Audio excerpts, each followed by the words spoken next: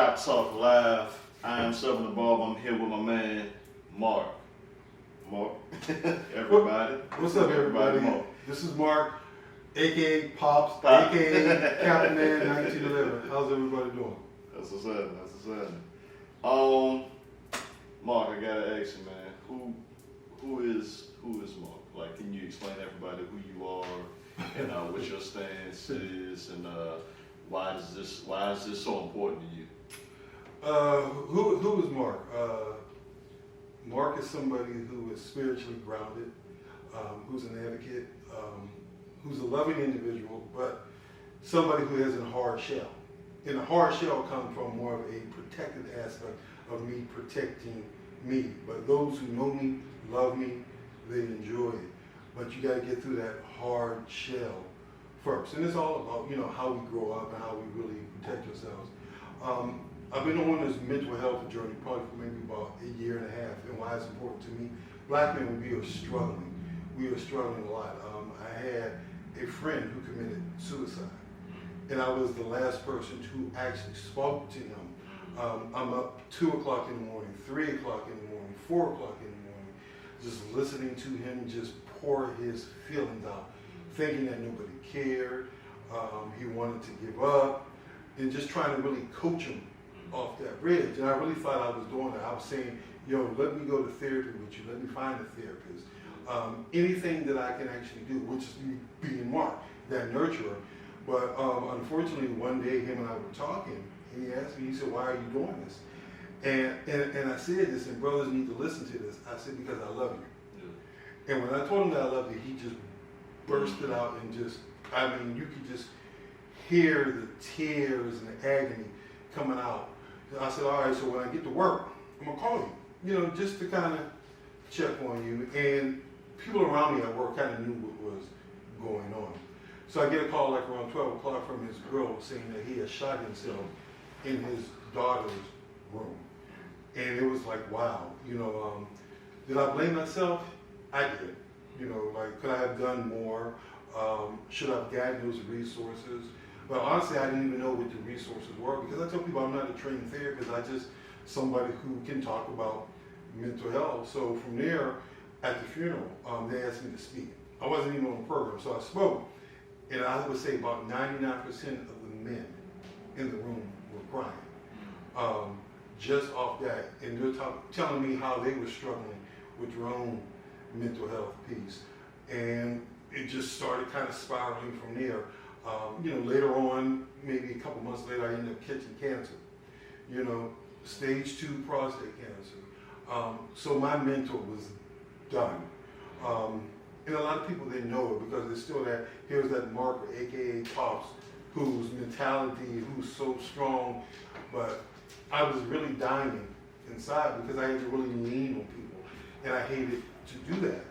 But I would say things like, check on your strong points. I was giving those messages. People didn't understand that I was really reaching out. And even going through the whole chemo and treatment like that, I really gave up. I got real slick with one of my doctors and said, can you prescribe a narcotic that's actually going to allow me to sleep at night? A lot of people didn't know I was taking that narcotic but chasing it with alcohol, which I was basically killing myself, until one of my friends really saw what was going on and kind of just walked me out of it. And she's a therapist. She's actually a psychiatrist. And so we just started talking about it a little bit more. But ironically enough, I still wasn't going to therapy. I was still that man, like, nah, I don't need therapy. For 50 years I've been doing this by myself. I'm going to continue to do it by myself. And then something happened again. And I said, I really wanted to talk about mental health. And I had like a group of people who really kind of supported me and pushed me to do it. So doing that, I ended up talking to another psychiatrist. And I broke down. I mean, broke down. That hard wall that I had up, it was gone. I mean, just broke down. And she was just telling me, she said, a therapist needs therapists. That was the first time I had ever heard something like that. So then from there, I just started doing the conversation. So the first time I ever did it was with this dude named Dr. White. and he wanted to interview me Facebook Live. We did a Facebook Live show, and I had over 4,000 views. But the weird part about that is, I would say about maybe 1,500 men were hitting me up in my DMs. I'm like, yo, we still not getting it. Why are y'all hitting me up in the DMs? Let people hear what's going on to give you that help, to give you that guidance that you needed. So again, my boy said, well, you have an audience, continue to do it, and that's what I really started continuing to do. However, I'm telling you, still wasn't going to therapy.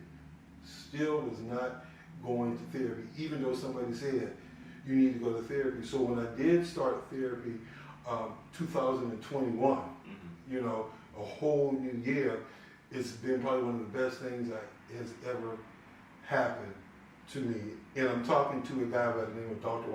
Wilder. I call him Papa Smurf because that's what he looks like. And I was very specific with my therapist. I wanted somebody who was going to look like me. I didn't want a woman, and I'll tell a reason why I didn't want a woman. Okay. Because I found out going through therapy, my mother's my trigger. Right. And when I say that, it's not like I was abused or anything else. It was just certain childhood traumas that spiraled from there. But I had to realize where my trigger came from. And once I was able to admit that, but that therapist took me all the way back to childhood. I'm like, yo, what the hell are you doing? We need to be talking about today, but I had to realize he had to take me back to where everything began. And once we started doing that, I'm probably a little bit more relaxed. However, I was still struggling. And the reason why I was still struggling because dealing with that trauma and admitting to the trauma, and I think this is maybe the third time I have actually said this, so I want everybody to understand this. People who know what I do as a profession, and I'm not even going to get into all that right now. And I'm surrounded by a whole lot of law enforcement. And this is just me being at home one day. One of my homeboys came over, and another law enforcement, and I always say, you don't need to come in my house with a gun because you are in a safe space. He came in the house with his gun, and I didn't know it until he sat down. I said, yo, you need to take that gun up out of here. I don't live in that type of community. This house, it's a safe space. Yeah. So instead of him taking it out, he put it on the mantle. He didn't know that I was still struggling deeply with something. Yeah. I saw something on TV and it triggered me. So that opportunity, when he put that gun on my mantle, I walked right towards his gun. And my mindset was taking that gun and using it on me. So what happened was, as soon as I walked towards the gun, my phone rang. So I said, so that was the Lord saying, it is not your time. I need you to do what you can do, regardless of mental health. But it's a real struggle, you know, and men are talking, but they're still talking behind the scenes. I've been fortunate enough to where I'm having these discussions, and men are saying, hey, I'm going back to therapy, or I'm starting therapy. And I always tell people, you're going to therapy for you. You don't have to go for anybody else. And that's what I do now. No one needs to know that you're going, but we definitely need to go. But that has really been my struggle, like weaning myself off those pills. You know, it's been a process because I still have the prescription and I see it every day in my house. You know, so I have to make sure that when something's going crazy in my life, I don't automatically go to those pills and alcohol. But yeah, and that's really been my struggle, and that's why it's really important. Like, mental health doesn't have a look. You know, it doesn't have a look.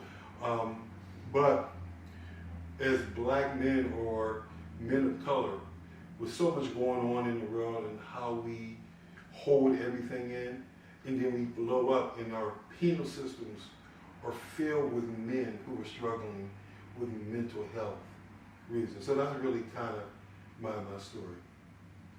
Awesome, well, brother, I definitely will tell you, man, you're not the only M&M in the Bay. Right.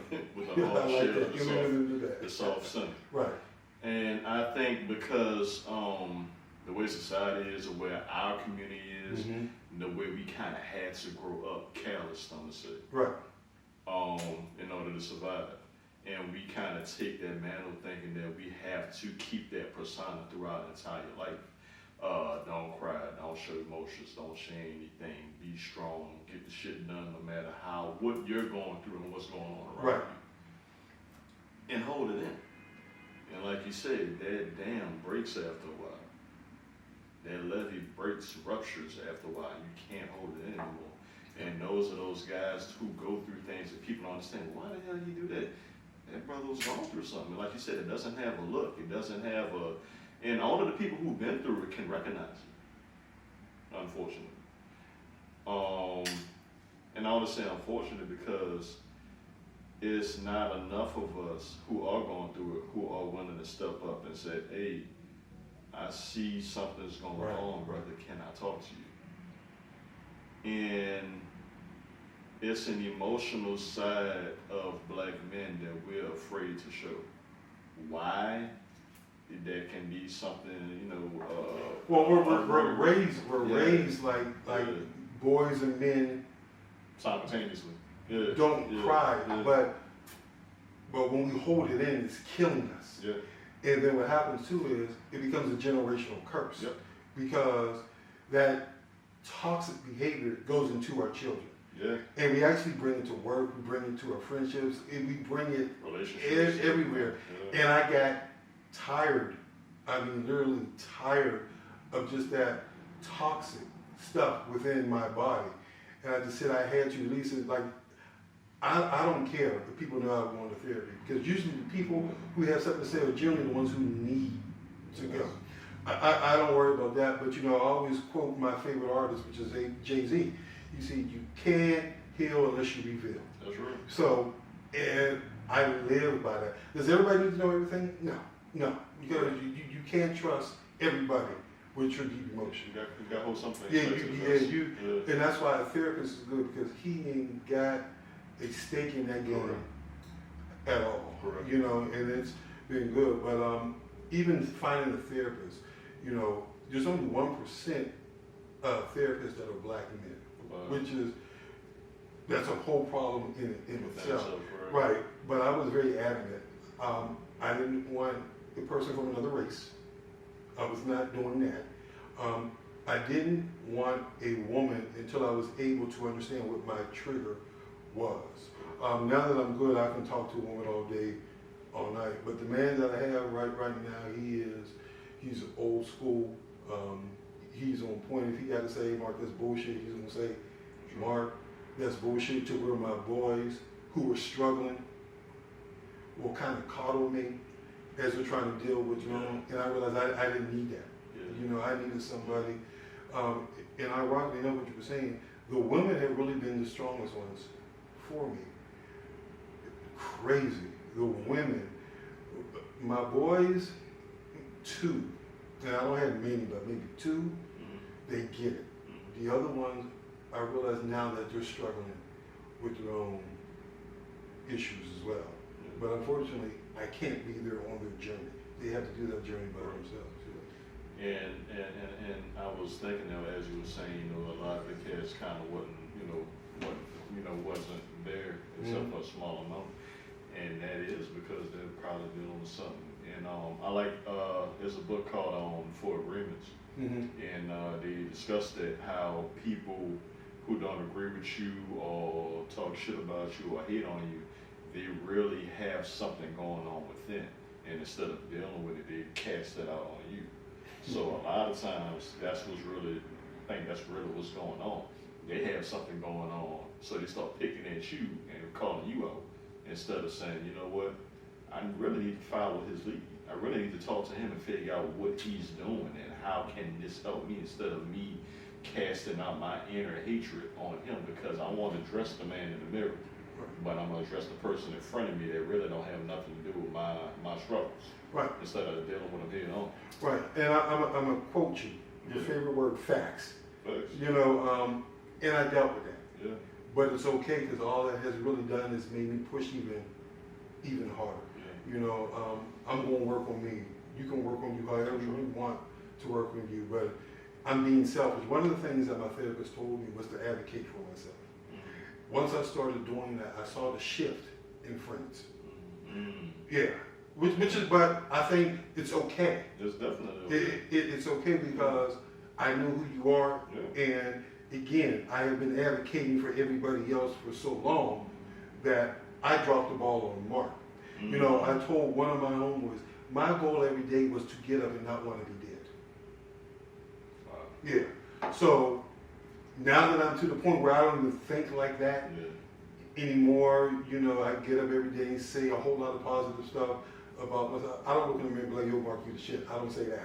I mean, if I'm going to be arrogant, I understand that. I say other stuff. But since I've been doing that, the shift in my, if you say clique, friends, whatever the word is that you want to use, has actually shifted. But then I realized, and my therapist told me this because, again, they're looking at that man in the mirror, where they see themselves in your struggle, so they want to throw it back. And that's okay, that's the world we live in. And I'm okay with that. But I am my own advocate now. Yeah. That's a lot. You said that's a lot. Because this is why we're sitting here. Right. And as we discussed on the phone, this is why we wanted to put this together to reveal, if I will, the importance of the barbershop, which has been the black therapist for forever. Yeah. For two reasons. One, you know, there ain't no black therapist. It's 1% of black therapists, and ain't too many niggas on healthcare and all this other stuff to even or got enough finances to pay for it. Most definitely. Two, it's not enough niggas willing to open up to talk about it, except for in the barbershop, when a man is the most vulnerable. And I always tell my clients, when you're in the chair, this is the only 40 minutes to an hour a black man has of solitude and peace.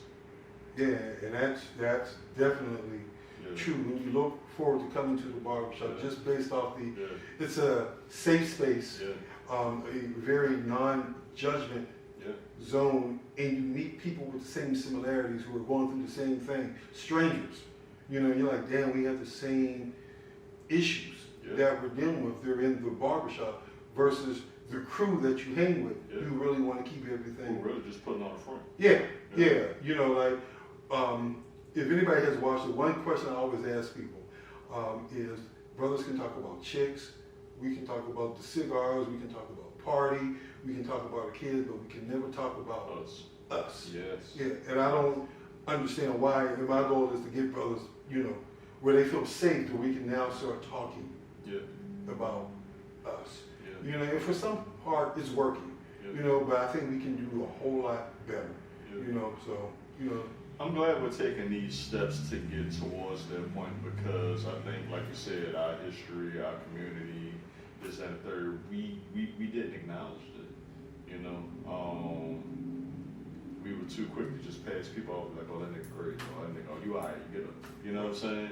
And it's like, nah, I'm not all right. I need to talk, I need to cry, I need to vent, I need to express what's going on. And a lot of times you said the female trigger, I have that as well. I have a therapist as well. I have a therapist. I actually spoke to him before we did this, just so I can clear the space on my own.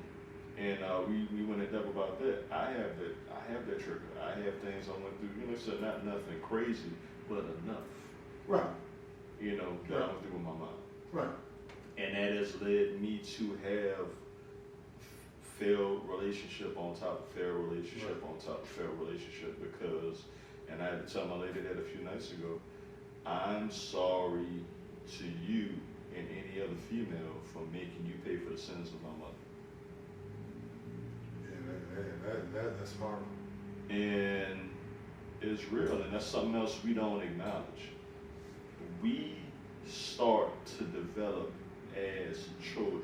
We absorb trauma. Yes, childhood trauma. Children. Right. And we think it's okay.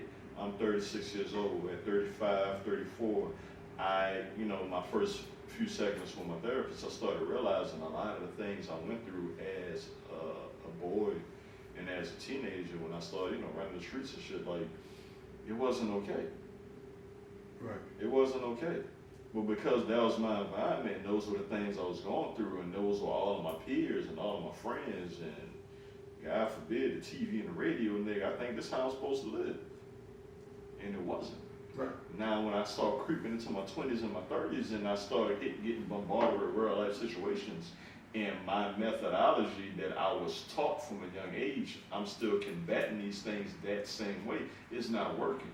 Right. And this adds on to my stress level because I'm like, well, why it's not working? Because I got the wrong keys to the wrong doors. Yep. And if no one reveals that to you, that you're trying to remedy new situations or old habits, it will never work. So it's simple things that we don't think are even important enough to bring up to somebody or talk to somebody else, and we think we crazy, it's us, I'm tripping, or fuck you, you wrong. Right. You wrong. You know what I'm saying? I know what the fuck I'm doing. You wrong. Yeah. No, man. Yeah. So let me ask you a question. So I have a couple years on you. Just a couple. Yeah, just a couple. So it's a question. It's a generational question. Mm-hmm. What happens in this house stays in the house. What's that about? Because really, what happens in this house is causing me issues. So are we still saying that what happens in this house stays in this house? There's so many ways I can answer that. When you say house, you mean the physical domain, or you like mean where you live, where you sleep, you get up in the morning, you eat breakfast, you know, family. I grew up. What happens in this house stays in this house. I definitely heard that before. I definitely grew up. You know, I think that's like what they call a black thing. You grow up, you know, saying you know. So we're still saying that. So that's. Yeah, we're still saying that. But the reality is that's toxic too, because a lot of people who tell you that they don't want nobody to know that they're doing wrong, and they think that if you reveal what their wrongdoings to someone else that they're trying to manipulate and control you with, that person will bring them to light and make you look at them crazy. Like, hold on, I took it out the house and I talked to such and such about what you're doing, and they made me think about it different. I think you're wrong. You know what I'm saying? So I think definitely, and it's not just our community, but I can only speak on our community because I'm a part of our community, so I can't speak on nobody else. Which is another reason why I got my therapist is black, and you want to look for a black therapist like that.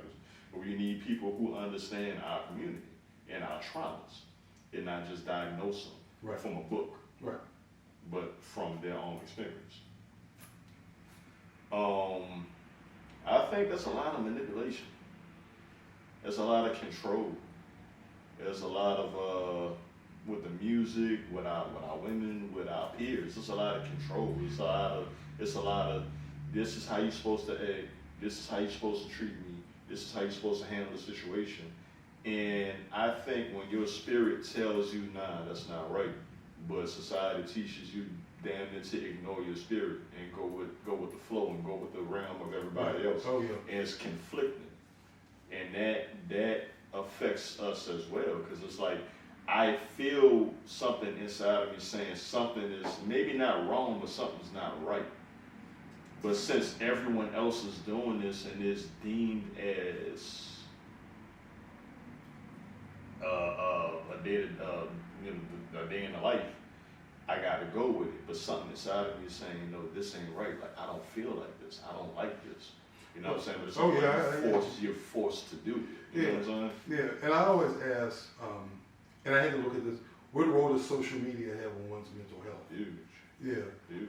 If you don't have your mental health in check, it's huge. Because what I had to do is I had to, and it's crazy, I had to delete some people because they were rocking my spirit. It's not crazy. But then two, I also had to take a break from social media because it was doing too much for me. And I know it is what it is. People go on there with their facade stories, but we believe those facade stories. And I was like, I got to take a break. Or what they're doing on my page is not kind of conducive to who I am and where I'm going. Because it's too easy to hit that follow button. It is. And once you hit that follow button, you automatically are absorbent to their lifestyle and their ideals and their beliefs. And it will contradict and conflict with your beliefs and your ideas. But since society says you're supposed to follow it, you're forcing yourself to absorb this stuff. And it's going back to what it's conflicting. So now I'm saying to myself again, I like my car, but this motherfucking car nice. So since I'm being forced to scroll up to see this nigga car, Mm-hmm. I don't like my car no more. Right. And that's not right. Yeah.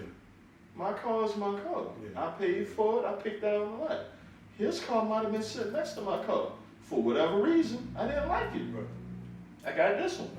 But now since I'm scrolling through and I see this nigga car on my feed, now I'm like, damn. I do like this nigga car. Look at it outside right now. Look at it. Look. I do like that nigga car. That's your ball. That's Kara coming back. But we're forced to absorb other people's ideals, lifestyles, and this, that, and the third, and it's conflicting with how we feel, Right. and what we think, and what our dynamic is. And it tears people apart that can't say, this is my car and I'm okay with it. Right. And I can appreciate your car and not want your car. And that's okay. I can commend you and congratulate you on what you had and not feel envious. Right. I like what Nas said. Nas said, hate is confused admiration. Yeah, most definitely. But it takes maturity to understand that. And I think a lot of us, and I've always had a saying, age doesn't equate to maturity. No, it doesn't. And it means it both ways. It means as an old man and a young man. Because I hung around OGs my whole life, so that's the majority of the reason why I am how I am. You know what I'm saying? Because I listen. I believe firmly and strongly in mentorship. You know what I'm saying? Like, I as you know, I prefer to call you by your nickname. Mm-hmm. You know what I'm saying? Because you are my elder, and I have no problem listening to you and following your guidance because you've been here before. So, you know what I'm so saying? speaking of nickname, do you know where that nickname came from? You mentioned it to me, but go ahead, tell the public. All right, there's a name that people call me. What? Equated to school. Yeah. AKA Morgan State University. All right. When I first got to Morgan, and I was more of your non-traditional student per se. I had been in the military first, so when I get to school, you know, all that partying and drinking, I had done it even though I was still doing it, but I wasn't doing it as intense. Mm-hmm. It was freshman orientation. We were in this dorm called Argonne. Okay. It was my birthday. It was not freshman, but it was school was just it was my birthday. Across the street from Morgan is a shopping center called Northwood. There you go. Northwood had a Domino's Pizza, Chinese place, ABC carryout. So they ordered pizza one day. Mm-hmm. All right, and we're drinking at the time. I think it was Cisco and Oldie and Colt 45. So the pizza man comes with the pizza, and they're like, "We gonna rob this motherfucker. We gonna rob this motherfucker." Mm-hmm. And I'm like, "Yo, I cannot go to jail. We are not robbing It's my birthday. the pizza man." So one of the homeboys said, "You sound like somebody's pops," and that's where the nickname came from. And little did they know. I mean, I'm assuming they didn't rob a pizza man. That's They did. Okay, They did. I'll take that back then. Yeah, But they did. That's where yeah, the nickname has stuck with me. yeah. Damn near 20-something years. Well, college nicknames is like barbershop nicknames. They stick with you forever. You know? Yeah, but I will say this in regards to college. My Morgan family has been very, very supportive with this whole mental piece. Very supportive. They really have showed out and supported me. Where I've actually gone back to Morgan's radio station and talked about the whole mental health and why I'm doing it. And that was really, to me, was an honor. It is, you touched on something. You said you had to talk to your therapist. When I used to do these mental health conversations, I would go into a high anxiety level, which was crazy. A high, once I start going to therapy, I no longer have to do that. I mean, anymore. I didn't want to see the reviews. I didn't want to answer any questions. I just didn't really want to be bothered because my anxiety level was so up. Now I'm just, let's just rock with it, roll with it, I am so comfortable with it now. And my therapist always says to me, and I had to, check him and ask somebody else who's a therapist too. He said, Mark, you're good at this because you're talking. Yeah. He said, I don't have to force anything out of you. Yeah. And because I've been holding stuff in for so long. I mean, it's been rough. When I look at the failed relationships, failed everything, it was based on me holding all that stuff inside of me. Now, everything is just kind of released. It is what it is, but it was a process. It definitely was a process. And I tell people, here I am, 50 years old, now just starting therapy. When really we should start it a whole lot. We should really start it in elementary school because that's where the trauma begins. I'm carrying stuff probably that I can remember from 6 all the way to now. Yes. So that is a heavy weight to where I am watching something on TV. All right. And remember, I was saying my mother was my trigger, and I didn't know that, but I can see, and it may be small, but I can see. I was watching something on TV, and the mother went and hugged her son, and I broke down. And my mother's not dead. She's still around, but then I also had to realize she's dealing with her issues too. But me realizing that is, I have to fix me and deal with me before I can worry about somebody else. And that probably has been my safe haven.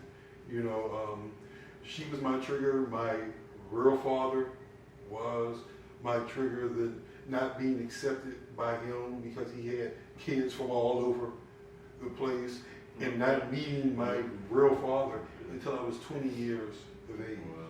Yeah, and that sent my family into a whole spiral thing. And I'll talk about it because that's part of my healing journey.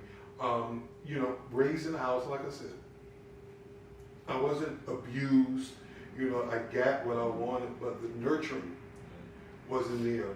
And I told somebody, and I told one of my homeboys, the first time I ever heard somebody tell me that they loved me, I was 22 years old. And I can remember where I was. I was in the United States Army, Fayetteville, North Carolina, in an apartment complex called Lake in the Pines. And my best friend said, that was the very first time, not knowing how that was a trigger, because I wanted that love, from my mother. And the childhood trauma, and that was really my childhood trauma. That, and my father, real father, just doing what it is that he wanted to do, but everybody knew who my real father was except for me. And when I did meet him, it was still a non-acceptance role because he didn't want, and how I actually met him was I got sick and I was in a hospital. And when the doctor says, what do you have, what's in your family, they think all of us have diabetes, that is not the case. And I didn't know, so I had my aunt who knew where my father was at. Crazy. Here I am going to my 20s and everybody knows where. And I wrote him a letter saying, yo, dude, I forgave you, I'm done. You no longer have any more control or power over me. I just want to know if there's other siblings, and come to find out there were other siblings. So that was a whole nother childhood trauma. Siblings that where I actually went to school with. Yeah, so that was a whole nother childhood trauma that I had to deal with. But my mother knew all that. Y'all were going to take this to the grave. And I think one of the words I said to her, and it was probably disrespectful, but it was that anger coming out of me. I said, don't you ever call me a liar again. Because you kept this from me in the effect that it has on me. I said, that's why I'm so strong. That's why I hold everything in. Because it's the trust factor.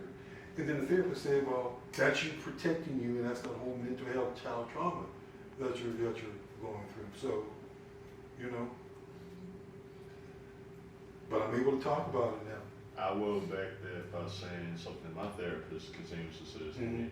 When years ago, when I told him, maybe like 2 years ago, when I first told him I wanted to do this kind of stuff, before I actually started doing it, he said, even now, when we talk Thursday night, he said, I'm proud of you, you actually doing what you said you were going to do. Because when I said I was going to do it, the first thing he said to me was, "I'm happy for you doing this and being able to work through your trauma," and that's what you're doing. Mm-hmm. Working through your trauma is a powerful thing It is. because it allows you to release those toxins that you don't get to get out. Right. And The toxins that they want us to keep inside. yeah, Society wants us to Yeah. keep that manifesting inside of us until we're either A, in the penal system or it kills us. yeah, Yeah. yeah, Yeah. yeah. And a lot of stuff is on purpose. Right. And that's another thing. That's another topic of how systemic all of this stuff is. Where Jay-Z, he said, when you have a bunch of crabs in the bucket, they're gonna fight to come out. But the fact of the matter is, they're not supposed to be in the bucket. Right. So they're acting off of survival. If you put them back in the lake where they belong, they're fine and dandy. But if you enclose them in a barrel, Right. they're going to climb on top of each other to get to what? The pond. Get Right. back to their resource, their home. You know what I'm saying? So Most it's definitely. like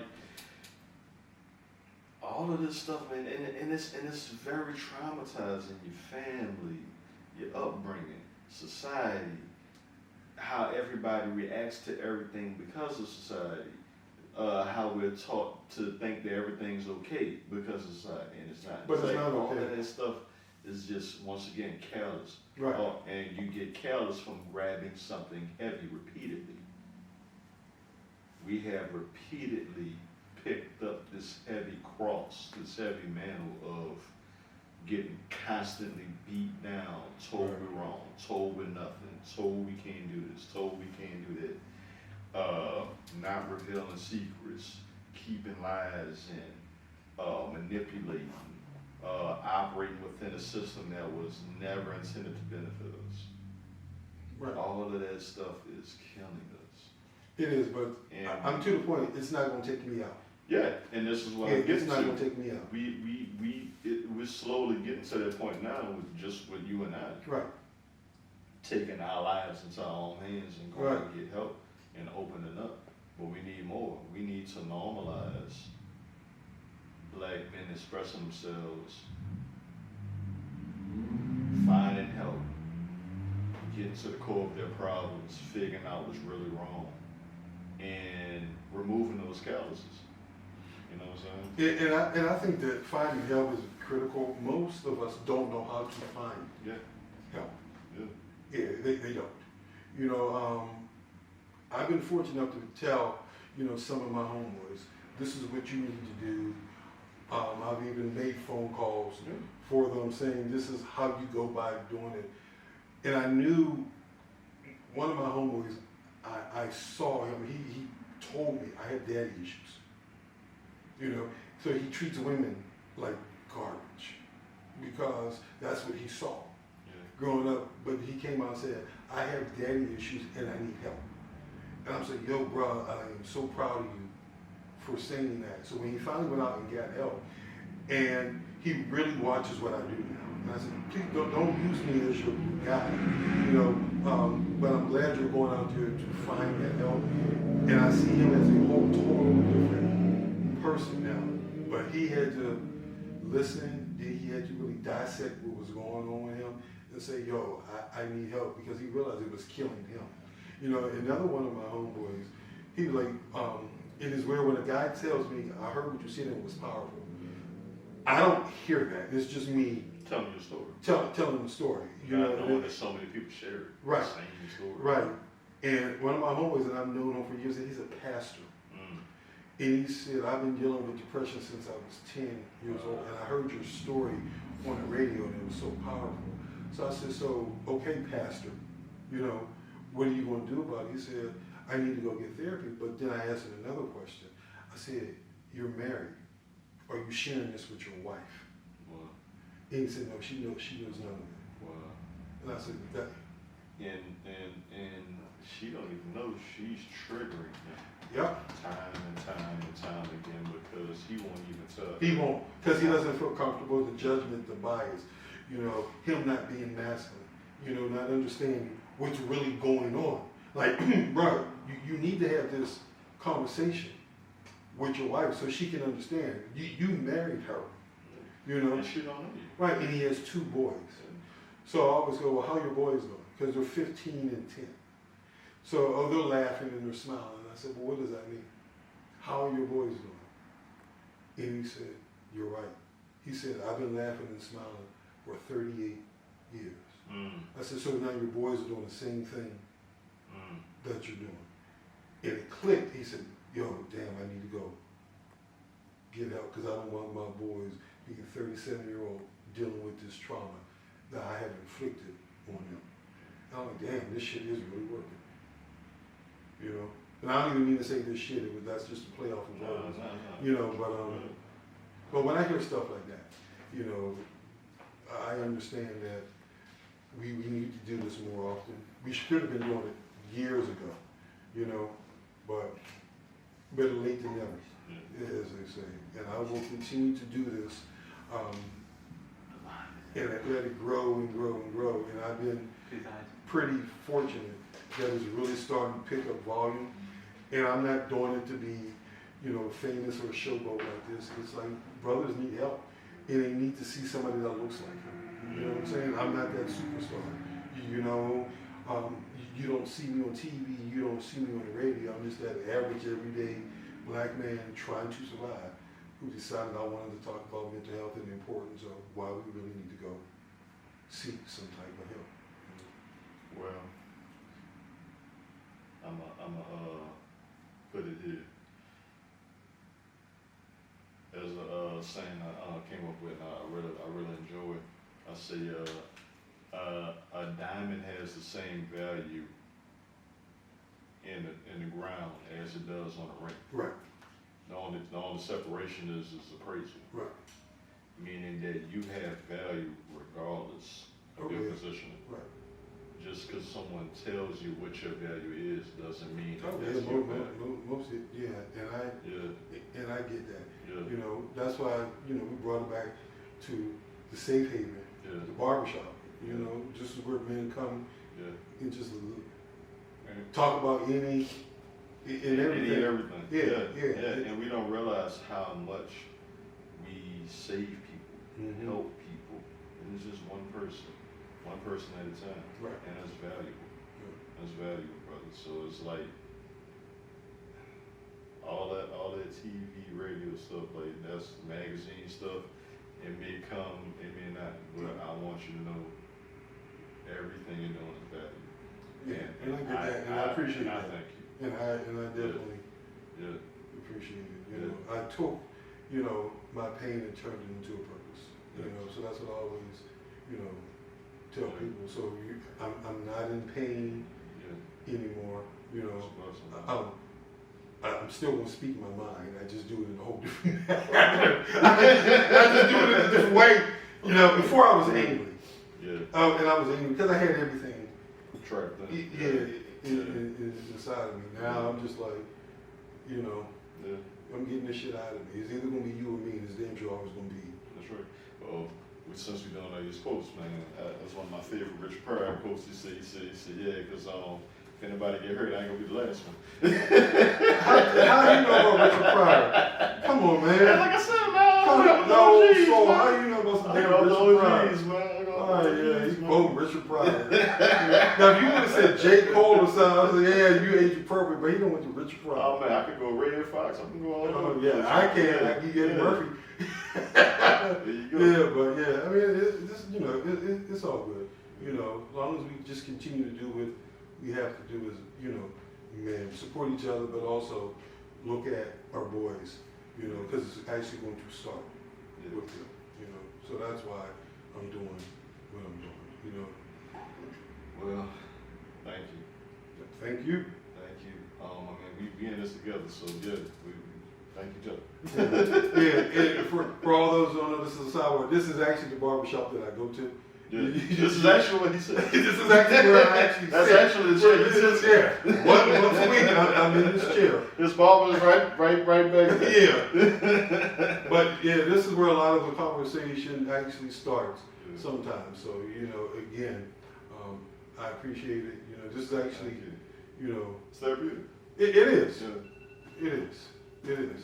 So, brother, I appreciate you. COVID, Pastor. All right, Action, man. brother. All Action, right, brother. Come on. Come on. Come on. Nah, we talking about healing now, so we gonna end it out. I got my devil shots. I'm good. You talking about healing, man. I'm so good. We need to normalize that kind of stuff. All right, man. I got this is me, Seven the Barber. It's my man Mark, aka Pop. This is a very special segment of Shop Talk Live. We would love to have you back, man.